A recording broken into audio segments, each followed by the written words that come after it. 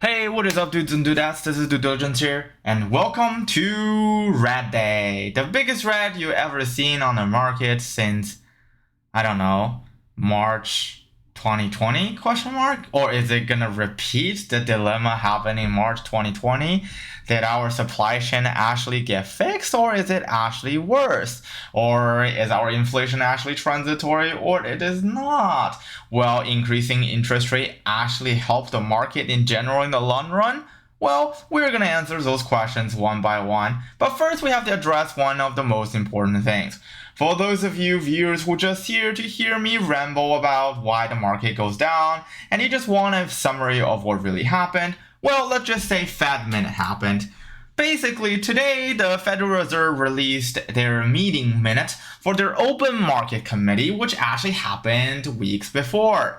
For those of you who don't know what Federal Reserve is, they're basically the people who are printing money to save the environment as well as saving the global economy. But anyways, basically, without further ado, let's do a summary on the Fed Minute. So basically, in the Fed Minute, the chair of Federal Reserve, which we call him J Money, decided to tell us that, hey guys, we eventually decided that the inflation is no longer transitory. And we think the inflation is worse than we thought. Duh! Even my grandmother knows that the inflation is worse than they thought. Why? Because in Costco, you could have bought the same amount of shrimp for $9, now it's 14 bucks. And in some places, for example, in California, the greatest state ever discovered and lived on Earth with a horrible tax policy. Well, if you go to the supermarket and buy anything and you compare the price from beforehand or from 2020, you realize that some of the stuff have doubled, right? But again, a lot of groceries used to cost $1, now cost $2. Doesn't really make any difference for regular consumers. But for a finance major, we realize that that's almost 100% return. And according to the Federal Reserve, the inflation number is somewhere around 6%, 7%, maybe pushing to 10. But in reality, if you dive deep into this inflation equation, they really didn't take account for a lot of other stuff. For example, if there's high inflation and, in terms of like how inflation works, if something used to cost $1 and now it costs $2, and you're in California, the tax is still 10%. That means as consumers ourselves, we actually spend more money to pay taxes as well as spend more money buying products. Therefore, the effect of inflation actually would double or would become exacerbated due to high state tax. Does that make sense? Great. What else is there? So the Federal Reserve decided to tell us that, hey, maybe it is, we plan to increase interest rate around March, but now we think it's a little bit too late. Therefore, keep an eye out for an early interest rate hike. Well, back in, June 2020, June 2021, sorry, when we started this channel, I was talking about an inflation hike in as early as January 2022. And maybe I'm right. This is why I've been loading up on SQQQ ever since then. I know my account is bleeding, but hey, who cares? I really think there should be a crash because, honestly, US is a mess, and a gigantic, ginormous mess right now, and there are a lot of invisible problem behind the scene. For example, regular Americans doesn't have enough cash anymore on hand, and B, with the adjusted mortgage rate, it's actually even if you want a refinance your mortgage during the peak of the pandemic, it's actually really hard to get it. And C is just people misusing their stimulus check. We have a huge labor shortage, which is actually one of the biggest shortage since 1999. Okay, so for those of you who don't know what happened in 1999, there was also a crash by the end of 1999. A lot of people blame it to the mysterious Y2K, and people think that because the internet and the computer reset, well, due to algorithm constraints, they reset during Y2K, and then all of a sudden the Fed come out and say, hey guys, we're gonna increase the interest rate way before then. usual or way before than we announced before? Does it sound familiar? Yeah, exactly. We're essentially in the same boat here. The only difference here is we have even more people who doesn't want to work. Our labor shortage is even worse, and we also have a continuation of the COVID problem. So, if I am about to make a prediction, I would say that the market would at least correct about 15 to 20%. I mean, now it just feels like I'm pulling those numbers out of my ass.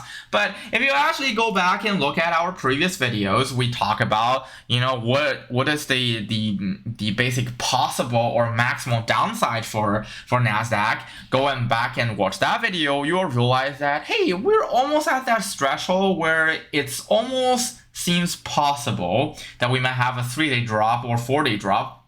But for those of you who are wondering if there's actually going to be a 33% correction altogether in one day, that's actually a 0.01% probability event that only happened once over the past 40 years. You guys are like, how is it, so low of a probability? It's actually really simple. Because if you time 40 years times 252 trading days, we'll realize there's a lot of trading days. And there's only happening one, therefore it's a very low probability situation. And for those of you who don't know, a lot of people actually don't trade index funds as index funds, they trade index funds as leveraged index funds, like, this thing called TQQQ. And for those of you who don't know, 1 point in NASDAQ's increase will result in about 3 points increase in TQQQ. Which then you do the reverse math, you realize if the market goes down by 33%, literally means everybody who buys TQQ will just go bankrupt.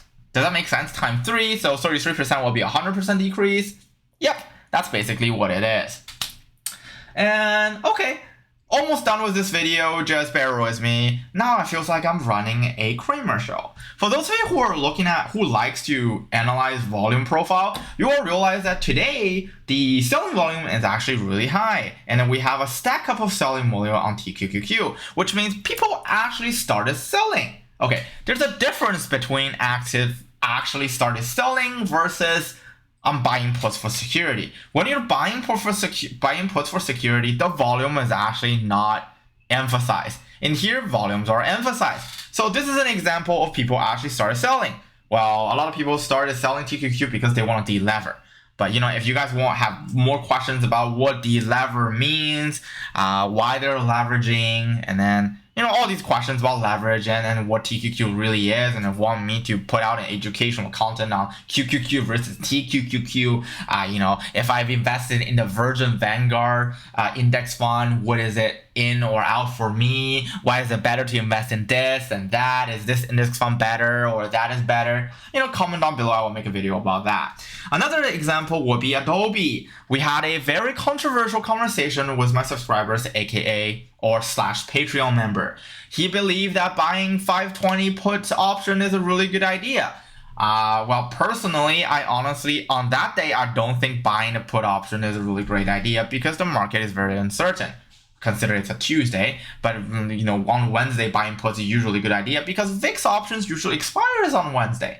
Again, there are a lot of things you guys need to learn, and there are a lot of things I should have put out as educational content, but because you guys are really mean to me on MMAT videos, therefore my process of making videos slowed down. But anyways, today, this stock, Adobe, actually have a doubled its trading volume on the selling volume side, which means people actually started selling their puts, basically neutralize their put positions, and actually started selling shares. When people start selling shares, it is a problem. When in general, how the market works is you have a lot of institutions have a lot of money. They give their money to hedge funds and all these funds, and all of your money, our money, right? Peasants' money, right? Me, like people who are broke, who donate our money to insurance companies or banks, and then insurance companies and banks basically give those money to hedge funds. And when they give those money to hedge funds use those money to trade. And how hedge fund trade is they buy a anchoring position of shares, like they use media or whatever to push some random share of a stock low, or they have an entry point that's significantly lower or on the average. Basically, we call them a fair entry point. And when they have a fair entry point, what they do is they use those shares. Those shares are basically contingency plans to hedge their option positions. And then they start buying options, selling options, hedging their gamma, hedging their delta. For those of you who want a detailed guide on how to hedge your delta or gamma or how to calculate your alpha of your own portfolio, comment down below. I will make a video when I have time. So all you have to do, if you haven't listened to any of those and you're like, oh, those are mumbo jumbles, what you have to do is you just look at all these volumes, and if you have an increasing selling volume, that actually literally just means that people are actually selling their shares. When people are actually selling their shares, that just means big money are hedging for a downside, or more like a downfall or a crash. And then what is interesting about this is, even though we know that they're hedging for a downturn, we don't know how down the market is going to be. Unlike 2020 or unlike 2008, a lot of people actually anticipated a market crash because they're like, oh my god, 2008, they actually have a market crash prediction. Yes, a lot of people actually hedged for 2008's market crash, but they bought in too early. This is why it crashes further. But in this case, the outlook is actually more uncertain than ever because we have no idea whether vaccine actually works against the COVID virus. There are more variants out there. People basically cannot live if they don't open up their business, and schools are urging students to come back because they're, if school don't urge the students to come back, the byproducts of schools is gonna go down, and grocery stores is gonna go bankrupt, all those kind of stuff. Therefore, in general, US is just a mess. But if you look at Tesla, you will realize that Tesla's selling volume actually contracted, which means people actually just started. The reason why Tesla go down by this much is not because people start selling shares, because they start buying puts to basically have an insurance policy of what if market actually goes down a little bit, which means investors have a lot of faith in stocks like Tesla. And if you go look at Apple, similar things happen. Apple actually don't really have a huge selling volume today, almost have average selling volume here. So for those of you who just want tips, again, we're not financial advisors, we do not give financial advices. Your money is technically safe in stocks that behaves like this and Tesla because people are literally observing. But when you see a huge selling volume start to accumulate, it's probably time to sell. But on that day, you have to consider whether it's actually panic selling or the next day the rate's gonna hike. Anyways, this is it for this video. Hopefully it helps. I don't know how to title this video. I guess I would just do something with Fed related or market crash or whatever. If you like those kind of content, smash a like button and subscribe.